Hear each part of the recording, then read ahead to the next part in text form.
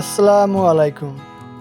জান্নাত কা ইমাম চ্যানেলের পক্ষ থেকে সবাইকে সালাম জানাই।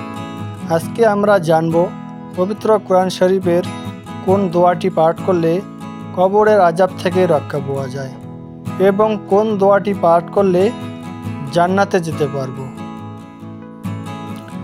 পবিত্র কোরআনের কতটি সূরা আছে এবং পবিত্র কোরআনের সবচেয়ে বড় সূরার নাম কি? ফরজ নামাজেতে কোন আয়াতটি পাঠ করলে মৃত্যু ছাড়া জান্নাতে যেতে কোনো বাধা থাকবে না?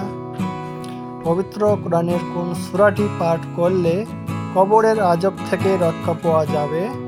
পবিত্র কোরআনের কোন সূরার প্রতি ভালোবাসা মানুষকে জান্নাতে নিয়ে যাবে? 28 তারিখে ভিডিওটা আপলোড করব, সবাই ভিডিওটা দেখবেন, পাশে থাকবেন, শেয়ার করবেন, সাবস্ক্রাইব করে দিয়ে ভিডিওটা নিশ্চয়ই দেখবেন। না দেখলে কিছুই বুঝতে পারবেন না। খুদা হাফেজ।